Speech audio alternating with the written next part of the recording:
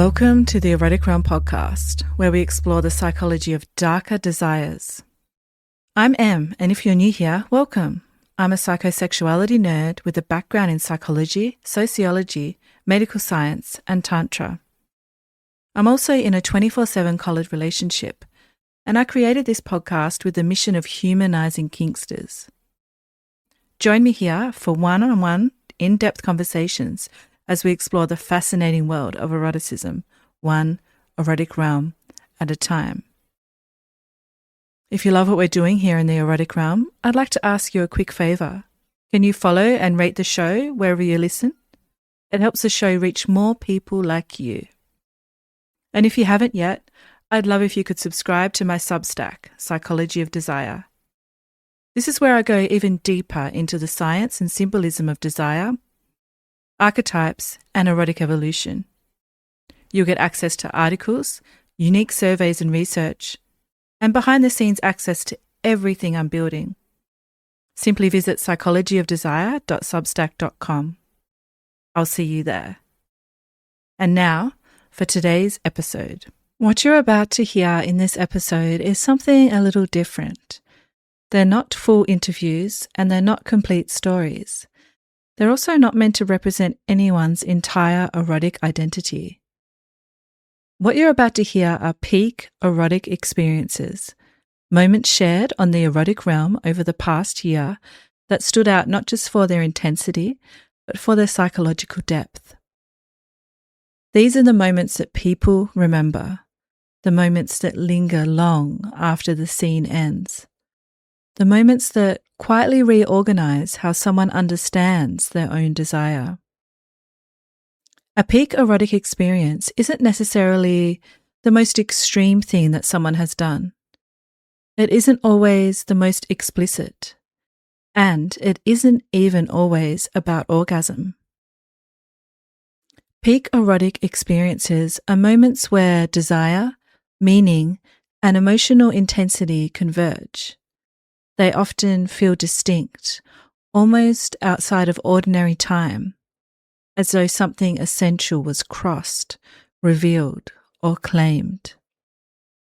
The psychologist who gave us the clearest language for understanding this was Jack Morin in his book, The Erotic Mind. Morin wasn't interested in cataloguing kinks or sexual techniques.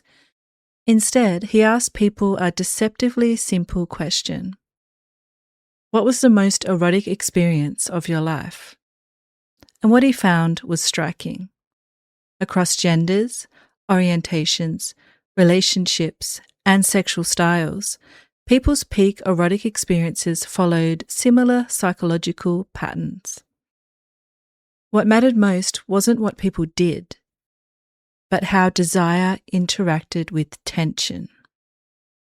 Morin observed that peak erotic experiences tend to arise when desire meets an obstacle, something that resists it, a line that feels risky to cross. There's often emotional exposure, being seen, surrendering control, admitting a truth, or allowing oneself to want what once felt forbidden. Power frequently plays a role, sometimes explicitly. Sometimes it's more subtle, a shift in polarity, trust, or psychological position. Many peak experiences involve permission to feel, permission to cross an internal boundary, permission to become someone slightly different on the other side of the moment. And often people describe entering a different state altogether. Time distorts, awareness narrows, the body becomes intensely present. In this way, peak erotic experiences are less about sex itself and more about states of being. As you listen to the moments that follow, I invite you not to focus on the specifics of what's being described, although that's certainly fun. Instead, I invite you to listen to where the tension lives, where the risk appears, where permission is granted, where power shifts, where something internal changes. These excerpts are offered not as a spectacle, but as glimpses into how the erotic mind actually works when it's most alive. What follows are selected peak erotic experiences shared on the erotic realm this year. If you'd like to explore the erotic realm of one of them more fully, I've listed the episodes they are from in the show notes below. I invite you to listen slowly and notice what resonates. Who knows? You may even be inspired to explore a new experience that may become a peak erotic experience for you one day. Enjoy. Happy New Year and welcome back to the erotic realm. As this episode goes live, we're standing at a threshold, the end of the first season of this podcast and the beginning of the next. Season 1 was about opening the door, about asking brave questions, meeting extraordinary people, and mapping the edges of desire through psychology, power, kink, fantasy, and, of course, lived experience. What started as an experiment has become a living archive of erotic minds. And what about Season 2? Season 2 will continue with this theme, but it will also invite participation. And that brings me to something that I'm really excited to share. If you've ever thought, I want to meet people who actually understand kink, power, and erotic psychology, this is for you. Maybe one of your intentions for 2026 is meeting a kinky partner. And I'm excited to announce that applications are now open for the Erotic Realm Kinky Virtual Speed Dating events. Now, these won't be generic speed dating rooms. They'll be carefully curated based on real demand, including where people are located, the roles they identify with, and the kinds of connections they're actually seeking. You can choose if you're willing to date people in your city, state, country, or even worldwide. So far, over 60 people have already applied, and that matters because the earliest applications will directly shape which events run first and who they're designed for. There will also be music. A DJ has offered to curate soundscapes for the events because chemistry moves differently when rhythm is involved. These nights are meant to feel intentional, playful, and alive. If this sparks even a flicker of curiosity in you, you'll find the application link in the show notes. The sooner you apply, the more influence you have over what gets created. And as we close out Season 1, I just want to say this. Thank you for listening. Thank you for your curiosity. And thank you for trusting this space. Now, let's begin today's episode. Now, if I was to ask you to share with us a peak experience of yours from your kink journey so far, what is it that comes to mind, Mo? A big experience. A peak experience, yeah. Oh, peak experience. Yeah, something that, really Okay. ticked your boxes, Oh, really, yeah. Mm-hmm. I think it was my first time attending a lifestyle club. Mm. It was Choice, and I'm assuming people are familiar with it, but it's in Providence, in Rhode Island. And that was like my first time attending a lifestyle club. And it was with an old partner of mine. Everything about the experience was just wonderful. Obviously, that has to do with um the physical location, who you're going with, the people who are there, and like everything else, right? And I was invited by a friend of mine um who was involved with the club itself. So having the opportunity to go there and just like experience what a lifestyle club was like, and having it be a great experience for my first time, I would say that's peak. That was peak. Mm-hmm. While I was there, it was more so just catching a vibe, seeing what was going on and whatever. Later on in the day, I did do more, but just being in the space in itself, being around like-minded people and just Mm. being comfortable to just be who you were, was very exciting. Very Mm. exciting. Mm-hmm. And since then, I've been wanting to go back, but I just am not in the position to get a membership right now, especially if I'm going to be leaving the country soon. Mm. But I think that was definitely peak, and for so many reasons I can explain, but I don't have to go into all the details Of unless if course you want me not. to. Oh, But you can I mention would if you say, like, maybe one of the things that you enjoyed the most. I'm sure people would love to hear if you're comfortable with it. oh yeah, of course. I guess I can just list, but not like go into detail about it. But Sure. as I said, like the people, respectable. Everyone, well, around was decent. Mm. The atmosphere, right? It was just really nice. Music was great. The place was clean. I've heard so many stories about places just not being top notch in when it comes to like hygiene. Mm. Everything about it was just very nice. And I just think that if you are curious about lifestyle clubs and you have an opportunity to go to one, 100% choice if you can. I think that it was great. I've been to a couple other ones, but like Choice, I think it was amazing. But then again, a lot of people also pay attention to like age demographics. Yes, the kink community has predominantly 30 and above. It's not really a 20 teen thing. So younger people kind of do shy away from like lifestyle clubs because a lot of the time you're going to find older demographics in those spaces. Mm. But if that's not something that you're uncomfortable with, then you'll be fine. But I think that's very classy. Choice is very classy and everything about it was just really nice. I loved Mm-hmm. it a lot. Mm-hmm. It sounds amazing. It was really fun. Yeah, it was. Mm-hmm. Yeah. So, considering you've had so many experiences as a sacred sexuality practitioner, I'd love to hear from you about a peak experience that you've had within this realm.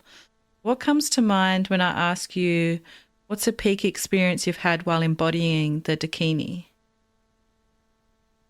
We at my energy group had a teacher come in to teach us a particular modality, a flavor of sex magic, and so we all were running like sexual energy together. I think it was about 16 of us. And my ex-girlfriend and I were not actually in the circle, breathing and running the sex energy. We were one bullseye ring out and drumming. We were holding the beat for the working on the inside. And the teacher, I think, was not prepared for how practiced we as a group were in doing stuff like this. Mm-hmm. Because from the outside-ish looking in, it looked very much like he was trying to sort of like keep the energy in the room, and all the energy wanted to do was sort of like spiral up like an ice cream cone and pew out through the ceiling. And so he was like doing everything in his power, sort of like holding a muscle car in place by himself, right? He was like red in the face and having a hard time. And we all sort of had a group energy orgasm. There's people giggling and making ecstatic sounds, and it sounds like a porno. And he taps out. He says, okay, that's it, I'm good. And my girlfriend and I, with knowing eye contact, look at each other across the room like we fully know that we're just getting started. And it was like the shaking the dust off orgasm. That was not the big one. Mm-hmm. And sort of 4 or 5 folks just sort of looked at me and were like, well, are you going to? And so I stepped into the center of the circle and took his place. And within a breath or two, I felt the energy sort of coil and whirl around me and then do the ice cream thing, right? Go ahead and make a little tornado shape and pew out through the roof, and do what the energy wanted to do. I got out of the way and let it do what it wanted to do. And we went on to have, a couple of cascading group orgasms that were ecstatic, and it like blew my mind. I remember seeing, it felt like I tasted colors. It blew any and all psychedelic experiences of my youth out of the water. It was a new high and a new peak experience. And the whole time I was very much in control. I was just breathing and just riding the energy waves around me and letting it go, without going into too much technical detail of what we were doing. But like, I just sort of allowed the energy to do what it wanted to do. And 16 people around me were having cascading orgasms. And, I could hear color. I could taste, sound. It was a I'm having a hard time. Synesthetic experience. And I heard sort of like a womp, womp, womp, womp, womp in my ears through some of those cascading orgasms. And then we all sort of came back down to earth. And it was over. And the rest of the afternoon, I kept grabbing people by the shoulders and the ears and telling them God is a sound. So that was my peak experience. Sometimes I use God as a sound man as my signature in my email, because that was how I was grabbing my folks all day for the rest of the day after that. But yes, that is the peak experience that I've had in sacred sex. Wow, what an incredible experience. And it's amazing that it all happened without sex, right? Indeed. Yeah. Right. No, I mean, like, there might have been a rope and somebody might have had a Hitachi vibrator, right? But like nobody was actually, right? People had their clothes on. There was, let me be clear, there were people having sex. Part of the sex magic ritual involved two folks being sexually stimulated, sort of in the center of the circle. But that outer circle of 10 or a dozen people, for sure had their clothes on, and were also having climaxes, right? Like sympathetic orgasm. Yeah, absolutely. Beautiful. That's such an intense experience. Can you share a peak erotic experience, a moment that felt deeply validating, arousing, or emotionally powerful for you in your fetish journey? When I tickled my wife's feet and she came. So the first time that happened? That when that happened, that blew my mind, because I never thought a person could come from being tickled. Can you share a bit more about it? For example, were you using your fingers to tickle her, an implement? How long do you think it took for her to orgasm? I'm sure people are interested in hearing a little bit more about it, if you're happy to share. Sure. Of course, I have my tickle toolbox, so we were engaging in sexual relations anyway, and the combination of massaging, licking, nibbles, tickling with the fingers, over a course of maybe an hour to a half an hour or 45 minutes, led to that experience. And it blew my mind when she told me that she actually came from me tickling her feet and playing with her feet. I never heard that. I think about it now and it's still mind blowing. Yeah, it's really beautiful that you get to share that with each other. That's why I ain't never leaving her. I can see why. After 10 years as a slave, I'm super keen to hear your answer to this question. What is a peak erotic experience that still lingers with you that you're happy to share with us today? Oh, yeah. So I mentioned about being a bit of a nerd. And I would say probably one of the most memorable, fun experiences Master Arcane and I ever had was we were doing this role play where I was Star Wars role play, where I was a Mandalorian bounty hunter, and he was a Sith Inquisitor or something, and the role play was so deep and so I was absolutely on that Death Star, like being interrogated by this incredibly sexy Sith who, wanted to extract some information out of me, amongst other things. And it was probably one of the most fun things I've ever done in the bedroom.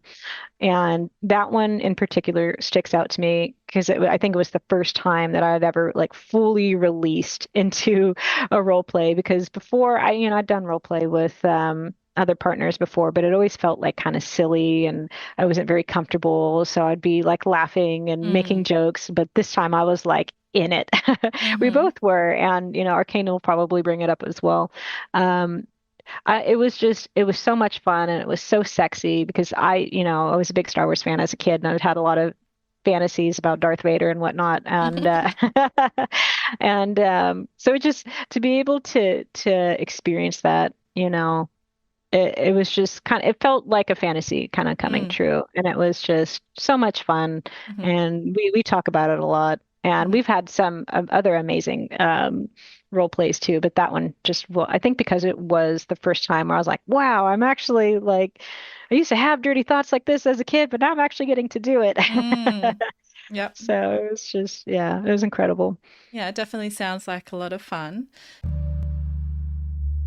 You've explored a lot, publicly and privately. Can you share with us a peak erotic experience that you've had, an experience that really sticks out to you from your erotic journey? I've got two. Okay.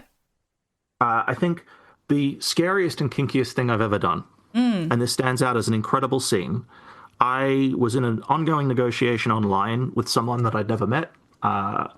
We developed a lot of, and this was explicitly and exclusively a play scene that we were negotiating. It was responding to someone's personals ad. And this wound up with the submissive showing up at a prearranged time outside my door, completely blindfolded, before they answered the door, before they knocked on the door, I should say. We'd negotiated the hard limits and the soft limits. We'd negotiated check-in points throughout the scene, but it was quite an open-ended scene. There was the part of the negotiation was we've got the check-ins and we've got the off-limit zones, so we can develop this as it goes. And this individual had never seen me before, hadn't even heard my voice. Right. And got an hour into the scene before the blindfold came off and they knew even who they were playing with. Wow. And that was hot because the level of communication and trust to allow that to happen, but also like the erotic taboo and power that came from, again, talk about the dynamics of power play here, right? I have someone giving themselves to me to play with and they don't even know what I look like. And they're giving themselves up in a way that they've deliberately surrendered even their vision. That power play was really, really fucking hot. So that's one. I think the other one, and I'm very lucky and I get to relive this fairly regularly and hopefully will be tomorrow morning as well, that's a very seminal kind of erotic part of my life is when I come in the morning and both of my, when my other partner's been staying the night, and I get to see them both snuggling and cuddling up together in the morning, and they're both cute. still half asleep. It's kind of cute. I'm a bit of a romantic too, but it's also something that for me, the polyamorous part, the non-monogamous part of my eroticism has been one that's been much more tersely negotiated in previous relationships and has often been a source of friction. Something we haven't talked about today, but has been very much a part of my journey is the realization that I was not on that default script has caused a lot of friction in my previous relationships, because if everyone else is wandering in, even if they're open to being non-monogamous, or even if they are identifying as non-monogamous or polyamorous even, most people I have met have had some sort of grounding and have consciously made the decision to step away from that, or have been offered a chance to step away from that, thought about it, and in the context of a new relationship gone, well, if you're that way and I want this relationship, and you're saying that you're that way and you won't, like, that's not something you're willing to give up even for a relationship. If the relationship's to continue, I will have to negotiate it in a way that I'm stepping off script. That's caused a lot of friction in various ways, and it's been positive friction, been negative friction. Probably don't have the time to cover that today, but it is a really beautiful moment to see both my partners snuggling up together, to be sharing those kind of vulnerable, intimate moments in a way that they're both peaceful and comfortable.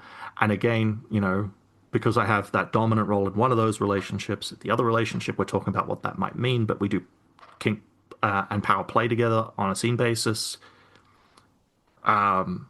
It's really nice to wander in and see my kitten and my partner snuggle up together, and it gives me a sort of lovely sense of sort of loving, romantic and sort of sexual satisfaction as well. Of, you know, my two people are there and snuggled up together, and the world hasn't even disturbed their sleep just yet. So those are the two moments, I think. It's really beautiful. Thank you for sharing. Thank you for listening to The Erotic Realm. If this episode stirred something in you, please take a moment to follow the show, leave a rating, or write a review on wherever you're listening.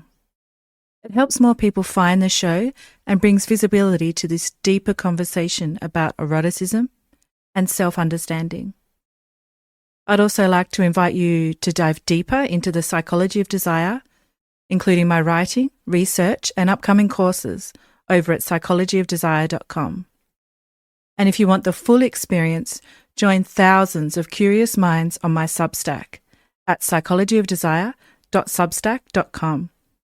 This is where I release the Psychology of Desire case files, behind-the-scenes thoughts, and intimate reflections every week, plus more.